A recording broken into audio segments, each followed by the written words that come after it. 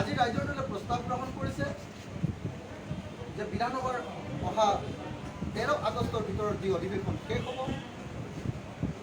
13 আগষ্টৰ ভিতৰত কোভিড মহামাৰী আৰু লকডাউনৰ দ্বাৰা ক্ষতিগ্ৰস্ত হোৱা অসমৰ সকলো শ্ৰেণীৰ নাগৰিক সকলো শ্ৰেণীৰ খেতিয়ক দৈনিক মজুৰি কৰা মানুহৰ পৰা একেবাৰে হোটেল ইণ্ডাষ্ট্ৰীলৈকে MSMEৰ পৰা বৃহৎ উদ্যোগলৈকে অটো চালকৰ পৰা কেব চালক আৰু বাছ মালিকলৈকে এই আটাইবিলাককে শিল্পীসকলৰ পৰা উকিলসকললৈকে এই আটাইসকলকে থিয়েটাৰ শিল্পীসকলৰ পৰা উকিলসকললৈকে সকলোকে ক্ষতিপূৰণ দিবৰ কাৰণে এক পেকেজ ঘোষণা কৰিব লাগে আৰু 13 আগষ্টৰ ভিতৰত যদি ক্ষতিপূৰণৰ ব্যৱস্থা কথা ঘোষণা নকৰে অসম বিধানসভাৰ ভিতৰত যদি ক্ষতিপূৰণৰ কথা ঘোষণা নকৰে তেতিয়াহ'লে ৰাইজৰ দলে ক্ষতিপূৰণ বিচাৰি অচিৰে ৰাজপথত নামিবলৈ অৰ্থাৎ আন্দোলনৰ কাৰ্যসূচী গ্ৰহণ কৰিবলৈ পাৰে। তেতিয়াহ'লে আমি একেলগে আপোনালোকক দুটা কথা ক'লো ৰিপিট কৰি দিব খুজিছোঁ। এক নম্বৰ কথাটো হ'ল যে অহা 30 অক্টোবৰৰ ভিতৰত অসমৰ সকলো যোগ্য নাগৰিককে কোভিড ভেকচিন দিয়াৰ কাম শেষ কৰিব লাগে 30 অক্টোবৰ তাৰিখৰ। অক্টোবৰ মাহৰ 30 তাৰিখৰ ভিতৰত যদি সকলো যোগ্য নাগৰিককে যদি কোভিড ভেকচিন দিয়াৰ কাম সমাপ্ত নকৰে তেতিয়াহ'লে ৰাইজৰ দলে 31 অক্টোবৰ তাৰিখৰ পৰা সমগ্ৰ ৰাজ্যজুৰি কেন্দ্ৰীয় চৰকাৰ আৰু ৰাজ্য চৰকাৰৰ বিৰুদ্ধে আন্দোলনৰ কাৰ্যসূচী পালন কৰে আৰু সমগ্ৰ অসমজুৰি এক ব্যাপক প্ৰচাৰ কাৰ্যসূচী গ্ৰহণ কৰে। এই কথাটো মই প্ৰথমতে কৈ ল'লোঁ। দ্বিতীয় যিটো কথা আমি ক'ব খুজিছোঁ যে অহা 13 আগষ্ট তাৰিখৰ ভিতৰত যিহেতু 13 আগষ্ট তাৰিখলৈকে যিহেতু অসম বিধানসভাৰ অধিৱেশন আছে অসম বিধানসভাৰ অধিৱেশনৰ ভিতৰতে অসম চৰকাৰে অসমৰ লকডাউনৰ দ্বাৰা ক্ষতিগ্ৰস্ত আৰু কোভিড মহামাৰীৰ দ্বাৰা ক্ষতিগ্ৰস্ত সকলো শ্ৰেণীৰ নাগৰিক হাজিৰা কৰা মানুহ খেতি কৰা খেতিয়কৰ পৰা আৰম্ভ কৰি একেবাৰে ইণ্ডাষ্ট্ৰিয়েলিষ্টলৈকে উদ্যোগীলৈকে বৃহৎ উদ্যোগীলৈকে ক্ষুদ্ৰ উদ্যোগৰ পৰা ঘৰত সৰু সৰু যিবিলাক ক্ষুদ্ৰ উদ্যোগ আছে তাৰ পৰা একেবাৰে সৰ্ববৃহৎ উদ্যোগটোলৈকে শিল্পীসকলৰ পৰা উকিললৈকে অটো চালকৰ পৰা কেব চালকলৈকে বা বাছৰ মালিকসকললৈকে বা কৰ্মচাৰীসকললৈকে এই আটাইৰে কাৰণে ক্ষতিপূৰণ ঘোষণা কৰিব লাগে আৰু যদি 13 আগষ্টৰ ভিতৰত বিধানসভাৰ ভিতৰত যদি এই ক্ষতিৰ কথা ঘোষণা নকৰে ক্ষতিপূৰণৰ কথা ঘোষণা নকৰে তেতিয়াহ'লে অচিৰে ৰাইজৰ দলে ক্ষতিপূৰণ বিচাৰি সমগ্ৰ ৰাজ্যজুৰি প্ৰচাৰ অভিযান আৰু আন্দোলনৰ কাৰ্যসূচী গ্ৰহণ কৰিব পাৰে। তৃতীয় আটাইতকৈ গুৰুত্বপূৰ্ণ আৰু এটা কথা আমি আপোনালোকক ক'ব খোজোঁ যে আজিৰ আমাৰ কাৰ্যনিৰ্বাহকত প্ৰস্তাৱ গ্ৰহণ কৰা হৈছে যে অহা 31 আগষ্টৰ ভিতৰত আমাৰ সকলো বড়ো ধান বা আহু ধান যাক ছামাৰ ৰাইচ বুলি কোৱা হয় গ্ৰীষ্মকালীন ধান সকলো গ্ৰীষ্মকালীন ধান যাতে FCI 31 আগষ্টৰ ভিতৰত ক্ৰয় কৰে 31 আগষ্টটো ডেডলাইন 31 আগষ্টৰ পাছত আৰু এই কামটো মানে ছামাৰ ৰাইচ ক্ৰয় কৰা নহয়।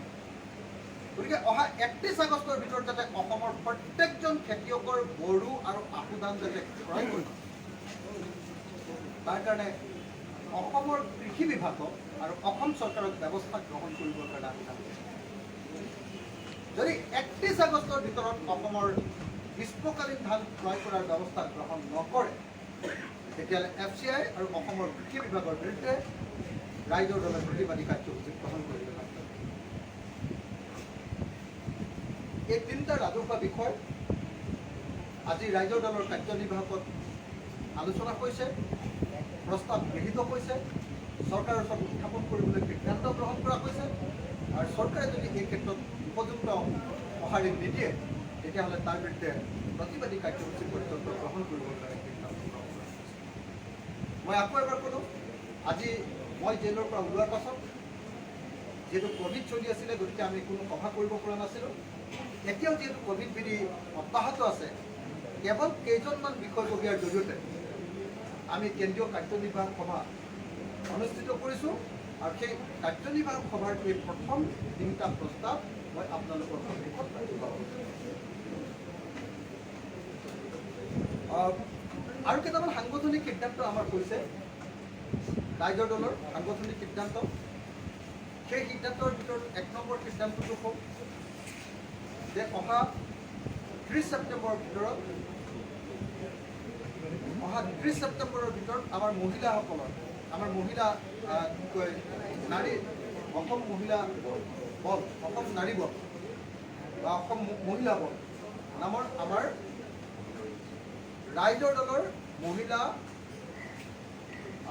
সমিতি, মহিলা আমাৰ যিটো মানে আপোনাৰ শাখা, মহিলা শাখা তৈয়াৰ কৰিবৰ কাৰণে সিদ্ধান্ত লোৱা হৈছে। অহা 30 ছেপ্টেম্বৰৰ ভিতৰত আমাৰ যুৱ শাখাটো তৈয়াৰ কৰিবলৈ সিদ্ধান্ত লোৱা হৈছে। অসম যুৱ বল, অসম যুৱ বল এই 30 ছেপ্টেম্বৰৰ ভিতৰত গঠন কৰিবলৈ সিদ্ধান্ত লোৱা হৈছে।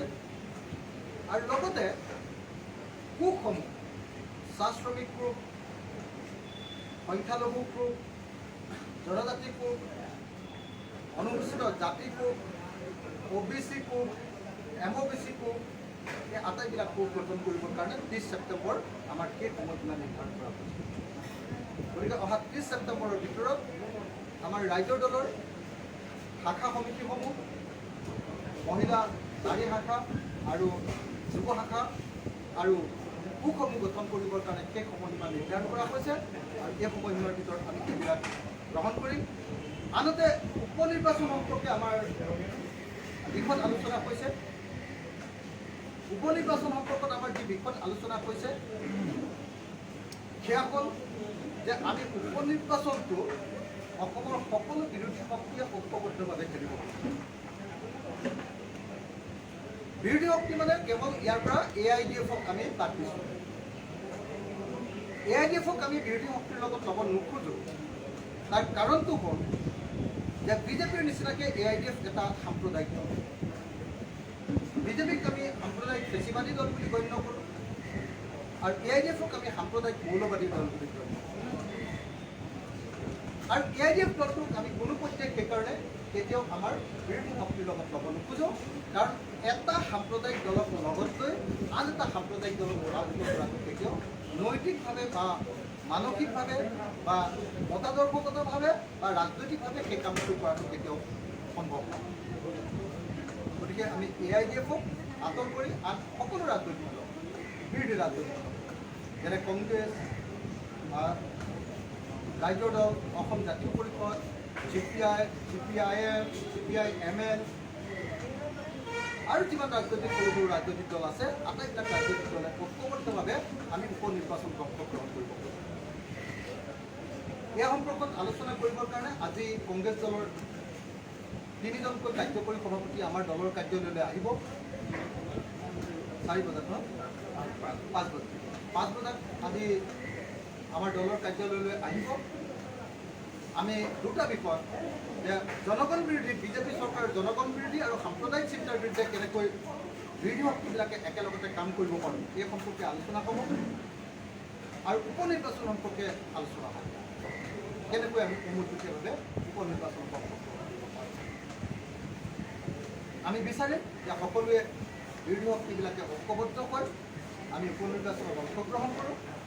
আৰু এনে সাধাৰণতে উপ নিৰ্বাচনত শাসকদল জয়ী হয়, কিন্তু যদি সকলো বিৰোধী শক্তি আমি ঐক্যবদ্ধ হ'ব পাৰোঁ, অন্ততঃ পক্ষেতো আধা চিটটো আমি দখল কৰিব পাৰিম। সেইটো গেৰাণ্টি আছে। অন্ততঃ পক্ষে আধা চিট আমি দখল কৰিব পাৰিম। কথা পাতি আছোঁ। ৰেছপন্সটো প্ৰথমতে তেখেতসকলে আপোনালোকে জানে যে ৰাজহুৱাকৈ ঘোষণা কৰিছিলে অকলশৰীয়াকৈ তেওঁলোকে নিৰ্বাচন খেলিম বুলি। গতিকে ডাইলগ এতিয়া আৰম্ভ হৈছে, আলোচনা আৰম্ভ হৈছে। গতিকে দেখা যাওক, আমি এতিয়ালৈকে কোনো নিগেটিভ, এতিয়ালৈকে আলোচনাত অন্ততঃ কোনো নিগেটিভ দেখা নাই। আলোচনাত এতিয়ালৈকে পজিটিভে দেখি আছোঁ আৰু আশা কৰিম যে এইটো হ'ব। আৰু যদি একেলগ নহয় কোনোবাই অকলে খেলিব খোজে তেতিয়াহ'লে বিজেপিক ৱাক অভাৰ দিয়া হ'ব। তো বিজেপিক যদি ৱাক অভাৰ কোনোবাই দিব খোজে তেতিয়াহ'লে সেইটোত আমি নাই।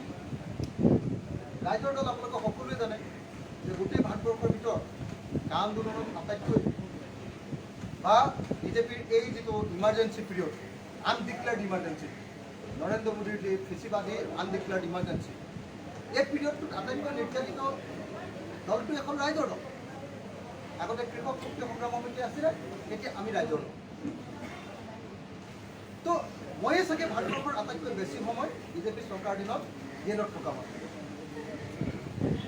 গতিকে আমি বিজেপিক কেনেকৈ পৰাভূত কৰিব লাগে তাৰ ৰণকৌশল আমি বুজি পাওঁ। সেইকাৰণে আমি বাৰম্বাৰ আহ্বান জনাইছোঁ যে বিৰোধী শক্তিবিলাক ঐক্যবদ্ধ হ'ব।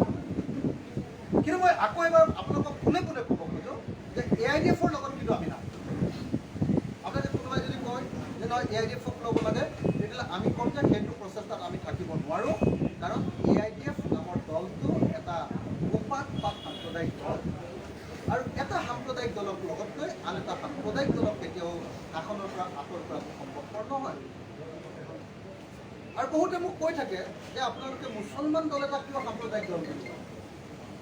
আৰে হিন্দু দল এটাকোতো আমি সাম্প্ৰদায়িক দল বুলি কৈছোঁ। বিজেপি RSS হিন্দু সাম্প্ৰদায়িক দল, আৰু AIDF-ত মুছলমান সাম্প্ৰদায়িক দল।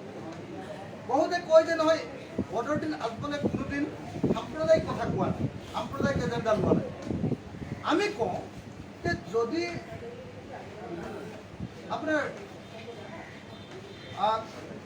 ৰামৰ নাম লৈ একোৱে আপোনাৰ জয় শ্ৰীৰাম লৈ যদি কোনোবাই ভোট বিচৰাটো সাম্প্ৰদায়িক হয়, তা ইনশা আল্লাহ বা আল্লাহ আকবৰ মানে এই ধৰ্মীয় প্ৰশ্নটো বিচাৰিও যদি কোনোবাই ভোট বিচাৰে তেতিয়াহ'লে সেইটো সাম্প্ৰদায়িক দল। আৰু বহুতে কয় যে নহয় তেওঁতো অসমৰ মানুহৰ কাৰণে, মুছলমান মানুহৰ কাৰণে বহুত কাম কৰিছে। মই তেখেতসকলক সুধিব খুজিছোঁ যিবিলাকে এইটো কথা কয় যে AIDF-এ মুছলমান মানুহৰ কাৰণে কাম কৰিছে। মই এইটো কথা সুধিব খুজিছোঁ যে AIDF-এ আজিলৈকে মুছলমানসকলৰ কাৰণে কি কি কাম কৰিছে? মুছলমানৰ আটাইতকৈ ডাঙৰ সমস্যা NRC সমস্যা সমাধান কৰাৰ ক্ষেত্ৰত AIDF-ৰ ভূমিকা কি? মুছলমানসকলৰ আটাইতকৈ ডাঙৰ সমস্যা ডি ভোটাৰ সমস্যা সমাধান কৰিব পাৰিলেনে AIDF-এ? মুছলমানসকলৰ আটাইতকৈ ডাঙৰ সমস্যা ডিটেনশ্যন কেম্পৰ পৰা কোনোবা মুছলমান মানুহক AIDF-এ বচাব পাৰিলেনে? বা এই বিষয়বিলাকক লৈ তেওঁলোকে প্ৰধানমন্ত্ৰীৰ লগত কেতিয়াবা ডাইলগত গৈ তেওঁলোকে সেই সমস্যাটো সমাধান কৰিলেনে? আজি তেওঁলোকে হয়তো ক'ব যে নহয় আমি কোৰ্টত কেছ দিছোঁ।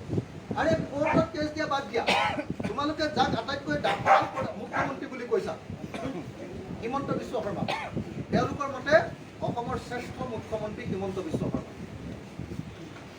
শ্ৰেষ্ঠ মুখ্যমন্ত্ৰীজনৰ লগত কথা পাতি তোমালোকে ডি ভোটাৰ সমস্যা, ডিটেনশ্যন কেম্পৰ সমস্যা, তাৰপিছত আপোনাৰ NRC সমস্যা তোমালোকে সমাধান কৰিলানে?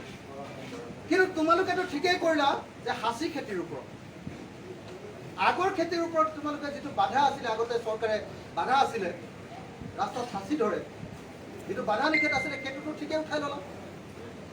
অৰ্থাৎ বদৰুদ্দিন আজমলে এইবাৰ হিমন্ত বিশ্ব শৰ্মা জয়ী হোৱাৰ পাছতে মুছলমান সমাজৰ কাৰণে একো কাম কৰিব পৰা নাই, কিন্তু তেওঁ ঠিকেই তেওঁ ব্যৱসায়, আগৰ ব্যৱসায়ৰ সাঁচিৰ ওপৰত থকা নিষেধাজ্ঞা উঠাই ল'লে। আৰু যিদিনা সাঁচিৰ ওপৰত নিষেধাজ্ঞা তেওঁ উঠাই ল'লে, সেইদিনাই বাহিৰত আহি বদৰুদ্দিন আজমলৰ ভাতৃয়ে বাহিৰত কৈ দিলে যে বিজেপি সাম্প্ৰদায়িক দল নহয়। আগতে যে তেওঁলোকক আমি সাম্প্ৰদায়িক দল বুলি কৈছিলোঁ, এইটো আছিলে নিৰ্বাচনী জুমলা। ভাৰতবৰ্ষৰ আটাইতকৈ ডাঙৰ সাম্প্ৰদায়িক দল, যি সাম্প্ৰদায়িক দলটোৰ দিনত মুছলমানসকলে কোনোপধ্যে শান্তিত থাকিব পৰা নাই। কেতিয়াবা গো মাংস খোৱা বন্ধ কৰিছে, কেতিয়াবা মাদ্ৰাছা বন্ধ কৰিছে। সকলো সময়তে মুছলমানসকলকে ভাৰতবৰ্ষৰ আটাইতকৈ ডাঙৰ অপৰাধী সজাইছে যি চৰকাৰে। মুছলমানসকলক সকলো কথাতে কাঠগড়াত থিয় কৰাইছে।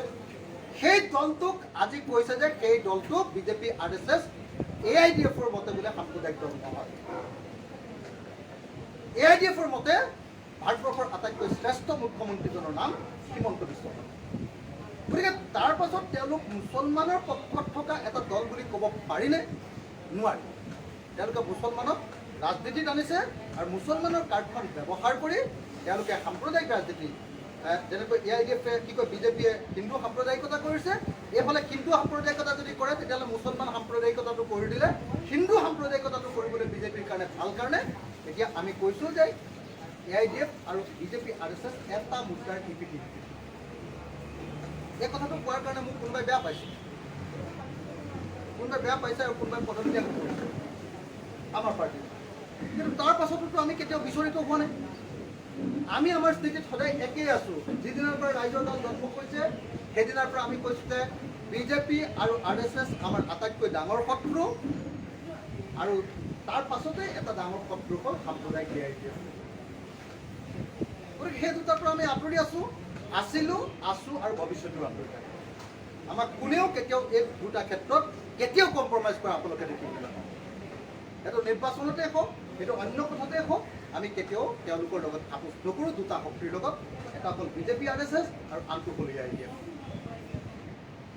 আৰু বহুতে কয় AIDFৰ বিষয়ে, মোক বহুতে সুধি আছে যে আপুনি মুছলমান দল এটা কেনেকৈ কিয় সমালোচনা কৰিছে, আৰু যদি ইমান মুছলমান দল হয়, মুছলমানসকলৰ বানপানী আৰু গৰাখহনীয়া সমস্যাৰ সমাধান কৰিবৰ কাৰণে AIDFৰ কি অৱদান আছে?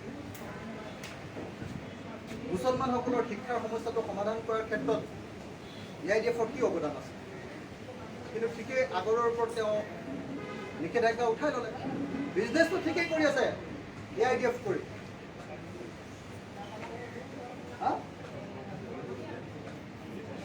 ব্যৱসায় আগতে 56খন দেশত আছিলে, আজমলৰ ব্যৱসায় এতিয়া আজমল গ্ৰুপৰ ব্যৱসায় এতিয়া 122খন দেশত হৈ গ'ল। কাৰ দিনত? বিজেপি আৰু RSSৰ দিনত। তাৰমানে ব্যৱসায় ঠিকে বহাই আছে,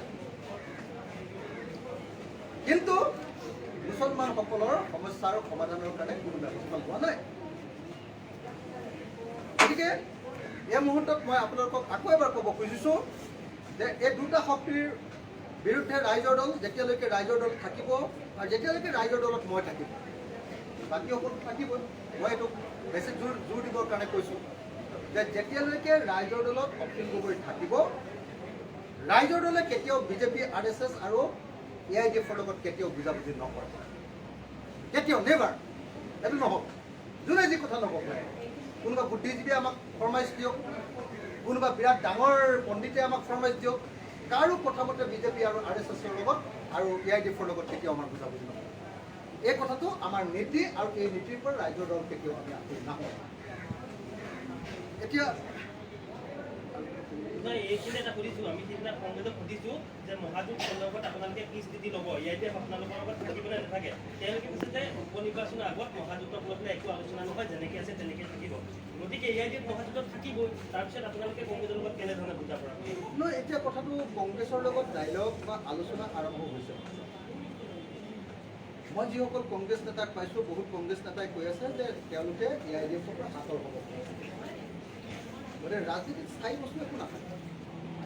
ৰাজনীতিত বহু সময় এটা বস্তু স্থায়ী, ৰাইজৰ দলৰ এটা বস্তু স্থায়ী, ই কেতিয়াও বিজেপি RSSৰ লগত নাথাকে, ই AIDFৰ লগত নাথাকে। কিন্তু বাকী বহুত দলৰ ক্ষেত্ৰত আমি দেখিছোঁ যে যদি AIDFৰ লগত আজি আছে, যদি কাইলৈ থাকে, তেতিয়াহ'লে আমি তেওঁলোকৰ লগত নাই, চিম্পুল হ'ব আমাৰ।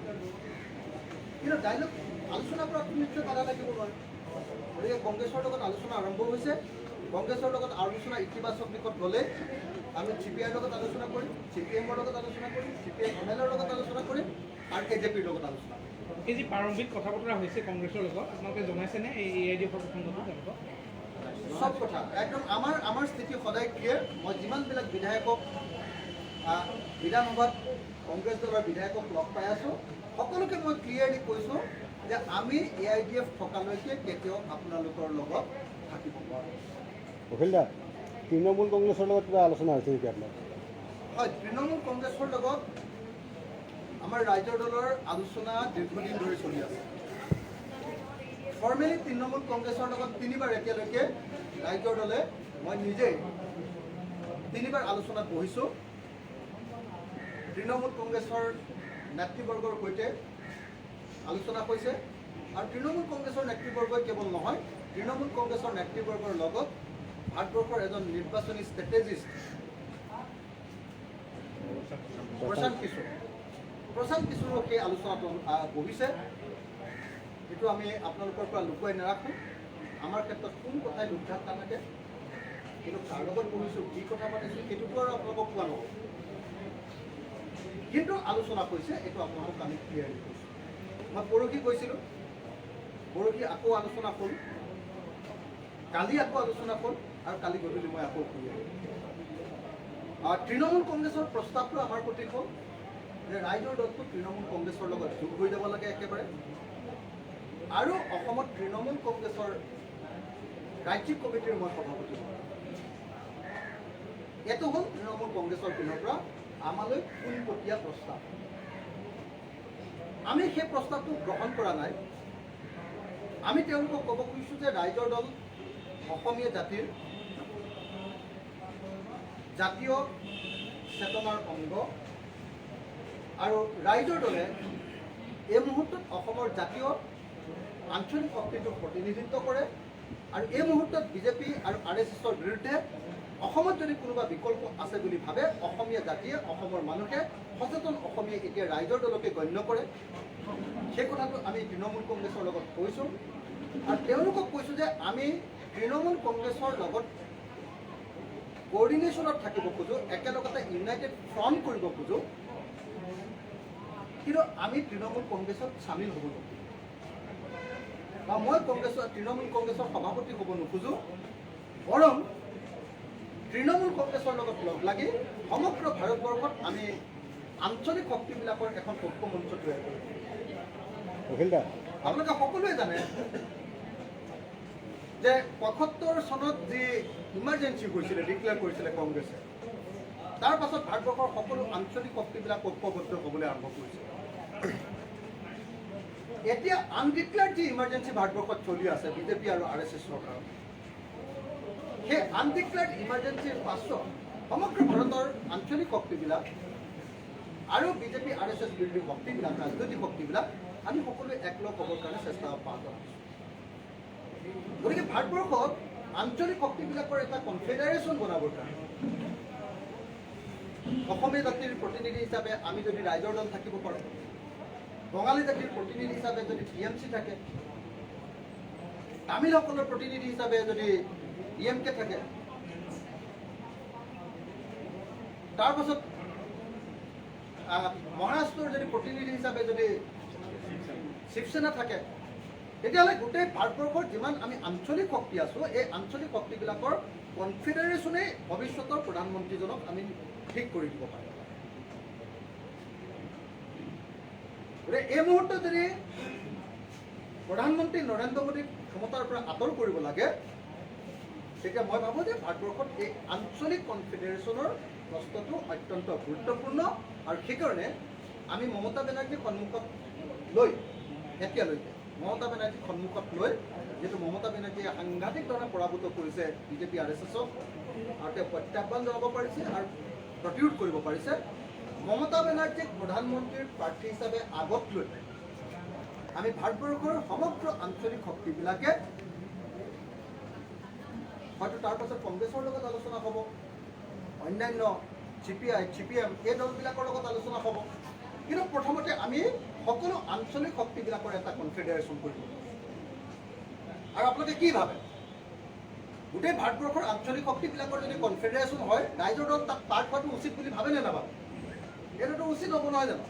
আমি সকলোৱে লগ লাগি যদি গোটেই ভাৰতবৰ্ষৰ আঞ্চলিক শক্তিবিলাক কৰিব খোজোঁ, আৰু কাইলৈ যদি আঞ্চলিক শক্তিবিলাকে প্ৰধানমন্ত্ৰী কোন হ'ব ঠিক কৰিব পাৰে, চৰকাৰ তৈয়াৰ কৰে, আৰু ৰাইজৰ দল যদি তাৰ পাৰ্ট হয়, তেতিয়াহ'লেতো আমি অসমৰ কাৰণে সাংঘাতিক ধৰণৰ বস্তু কেন্দ্ৰীয় চৰকাৰৰ পৰা উলিয়াই আনিব পাৰিম।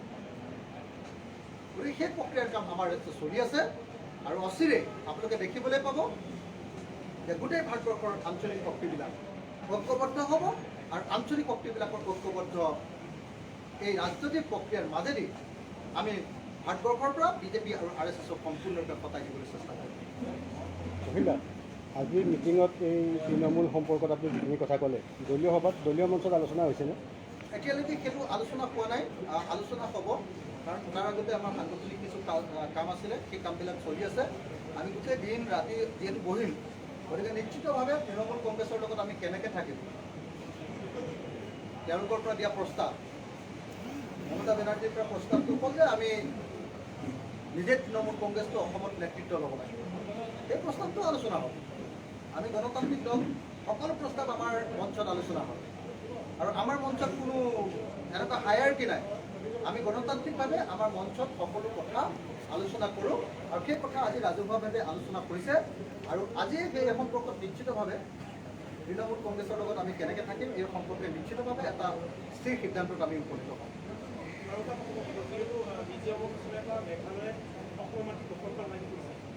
বিভিন্ন সময় আলোচনা কৰিছে, তাৰ পিছতো কিন্তু অসমৰ মাটি দখল কৰিছে, ফলাফল প্ৰতিবাৰে জিৰ' হৈ গৈছে।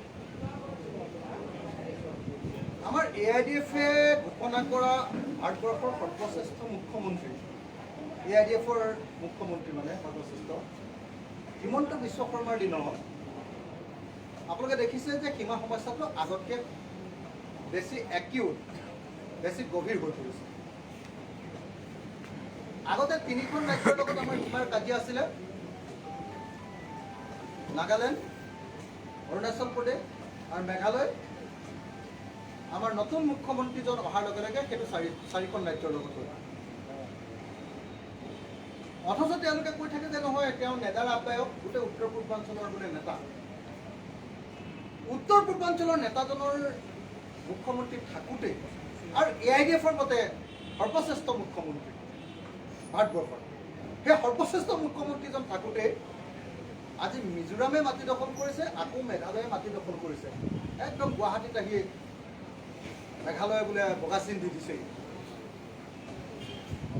6জন আৰক্ষী আৰু 1জন চিভিলিয়ানক হত্যা কৰিছে মিজোৰামে। এই ঘটনাটোৰ পাছত মুখ্যমন্ত্ৰী হিচাপে আচলতে হিমন্ত বিশ্ব শৰ্মাই পদত্যাগ কৰা উচিত আছিলে। কিন্তু তেওঁতো আপুনি জানে যে দাঁতিৰ কাৰণে কেনেকুৱা ধৰণৰ লোভীয়া মানুহ, যাৰ একমাত্ৰ সপোনে, জীৱনৰ একমাত্ৰ সপোনে মুখ্যমন্ত্ৰী, যাৰ পত্নীও কয় যে প্ৰথমবাৰ চিনাকি হওঁতে যাৰ জীৱনৰ লক্ষ্য অসমৰ মুখ্যমন্ত্ৰী হোৱা বুলি কয়। এনেকুৱা উচ্চাকাংক্ষী মানুহটো আমি অসমত বা ভাৰতবৰ্ষত ক'তো দেখাও নাছিলোঁ, শুনাও নাছিলোঁ। গতিকে তেওঁতো ক'তনো পদত্যাগ কৰিব, গাড়ীনো ক'ত এৰিব। কিন্তু অসমৰ প্ৰত্যেকজন নাগৰিকে এই কথাটো বুজি উঠা দৰকাৰ যে মুখ্যমন্ত্ৰী হিমন্ত বিশ্ব শৰ্মাৰ হাতত অসমৰ ভূমি আৰু অসমৰ সীমা আৰু অসমীয়া মানুহৰ জীৱন আৰু জীৱিকা কেতিয়াও নিৰাপদ নহয়। এই কথাটো আমি প্ৰত্যেকজন অসমীয়াই উপলব্ধি কৰা দৰকাৰ। গতিকে মই আৰু এটা কথা কৈ যাব খুজিছোঁ যে মিজোৰামৰ বিৰুদ্ধে কালিৰ পৰা অৰ্থনৈতিক অৱৰোধ, তাৰ চিভিল ছ'চাইটি অৰ্গেনাইজেশ্যনবিলাকে, তাত থকা বৰাক উপত্যকাৰ সংগঠনবিলাকে ইতিমধ্যে অৰ্থনৈতিক অৱৰোধ উঠাই লৈছে। এইটোক আমি ৱেলকাম কৰিছোঁ, এইটোক আমি আদৰণি জনাইছোঁ। কিন্তু একেটা সময়তে এই কথাটো ক'ব খুজিছোঁ যাতে অসম চৰকাৰে যাতে কেতিয়াও তেল মাৰিবলৈ গৈ, তোষামোদ কৰিবলৈ গৈ অসমৰ মাটি যাতে কেতিয়াও এৰি নিদিয়ে, আৰু সীমা সমস্যাটোৰ যাতে স্থায়ী মীমাংসা নোহোৱা পৰ্যন্ত এইটো অভিযান হিচাপে শেষ কৰিব লাগে, নহ'লে কিন্তু কেতিয়াও ঘূৰাই এৰা নহ'ব। Thank U.